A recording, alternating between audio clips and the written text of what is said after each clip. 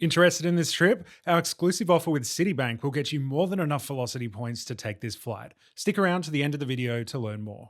Good morning. It's very early, but I'm also very excited and wide awake because today I'm checking out Etihad's 787 business class from Abu Dhabi to Melbourne. Now, I was very excited yesterday when I checked the app and it prompted me to book a chauffeur, but it actually turns out you can't access the chauffeur if you're on a reward seat like I am. I booked with Velocity Points, but you do get access to pretty much everything else. So let's go check it out.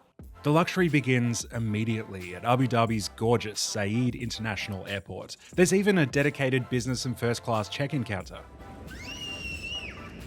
That's not me screaming in delight, but I am inside. I'm right on time, so I don't have any reason to wait, but if you do need a seat, there's a mini lounge area with refreshments. I'm also delighted to find a private security checkpoint as well. I go from landside to airside in minutes flat. Great stuff. With roughly an hour before my flight boards, I make a beeline to Etihad's flagship lounge near Gate C.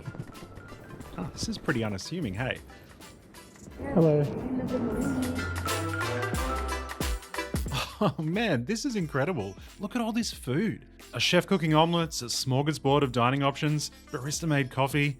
This guy knows what he's doing. Thank you. Cheers. Throw in this fantastic view of the tarmac with floor-to-ceiling windows. This ticks all of the boxes for a comfortable pre-flight experience.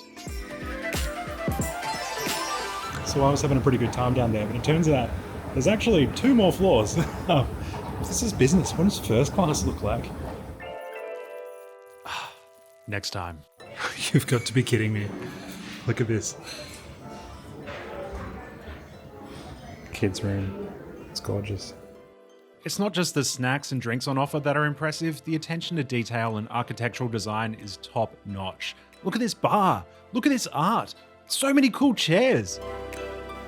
It's around 8 AM and the lounge is fairly empty right now, but there are so many different spaces and different seating options to choose from here, I imagine you'd always find a quiet place to lounge. Awesome, awesome space. So I didn't exactly do that much lounging because there was just so much lounge to explore, but they don't actually tell you when your flight's boarding, and because I looked at so much of the lounge, I'm now running a bit late, so gonna have to hustle across the airport to find my flight. 5 minutes. Let's go.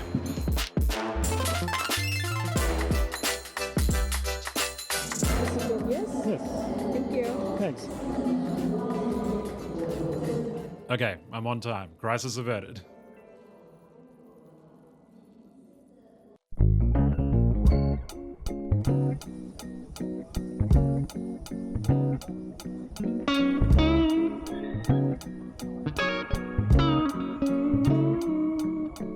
With priority boarding, I'm one of the first to take my seat at the front of the plane. As I step into the cabin, I'm impressed by how modern and clean everything feels. Etihad's attention to detail really shines here, with their tessellation branded pillows, warm reading lamps, and bright leather amenity kits, all providing a comforting welcome. Today I'm sitting in seat 5H. The layout is 121 with aisle access for all, but it alternates facing front and back. The rear-facing seats, like the one I'm in, are closer to the aisle with less privacy and slightly further away from the window. But this didn't really bother me at all during the flight. Though it does mean you'll occasionally catch the eye of the middle seat occupants who are facing in your direction. It was a little awkward trying to film this one. As I sit down, I'm offered a traditional lemon mint welcome drink, very refreshing, and start rifling through the space I'll be occupying for the next 13 or so hours, starting with the amenity kit by Aqua de Palma. Now, Etihad have made a few changes since I took this flight, including the amenity kits, so don't worry about what's in here. Just know I loved the design. Instead, you'll receive a cube or clutch by Giorgio Armani, featuring Espa's skincare products. Around the rest of the seat, I find physical buttons for some functions, but most is relegated to a little touchscreen next to your remote. I love me some physical buttons, but this works totally fine too. To my left is a storage compartment containing noise-cancelling headphones, which are fantastic by the way, really high quality, and a bottle of water. Now 787s don't actually have physical shades and are instead electronically dimmable, which casts a very flattering blue hue across my face. It takes a little while to dim though. There we go. The food service begins just after takeoff. And that's the same as my stomach. After a particularly strong black coffee served with warm nuts, because why not, I peruse the menu. Today I'm going with the Arabic meze for starters and the lamb kofta with saffron rice for mains. Both are delicious, but the lamb is an absolute standout. I take the mango cheesecake with berries for dessert, and it is a delight. I'm not sure if it's meant to match Etihad's colour scheme, but if it does, hey, kudos to the chef. Hopped up on coffee and sugar, I am wide awake, so spend much of the flight watching the wide selection of movies on offer instead of sleeping like everyone else seems to be. Wait, what the hell is going on in Melbourne? That's hotter than Abu Dhabi is. By the way, this is the bathroom for those of you who were wondering. Okay, you can leave now. Eventually I decide I still have to at least try the bedding out, so I try to trick my brain into thinking it's nighttime by having a glass of red wine and steak sandwich for dinner. This isn't dietary advice. I'm not sure doctors prescribe either of those things for a good night's sleep. Still, the system works. I am whisked away to a solid few hours of napping. Etihad didn't offer pajamas for my flight, but moving forward they will as part of the same change to the amenity kits. If you're on this route or any flight over 9 hours, you too could be the proud owner of this lovely loungewear. And that's it. Before long, we're flying over an uncharacteristically hot Melbourne sunrise.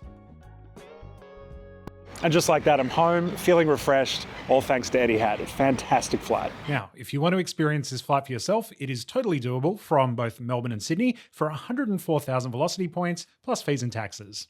Just note, since filming this, Etihad have made a couple of changes, including those new amenity kits and inclusion of pajamas. The big one though, they no longer release business or first class reward seats to partners, including Virgin, until just 30 days before departure. Etihad guest miles, however, can be used up to 330 days prior to departure.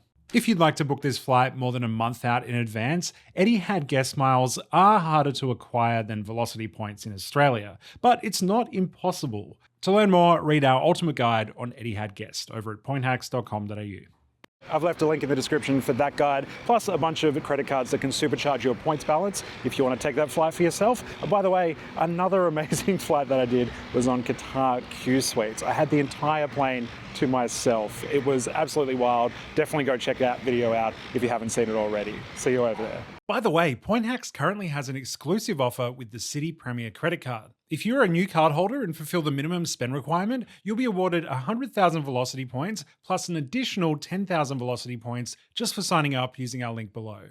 The offer is live until the 31st of May, 2024.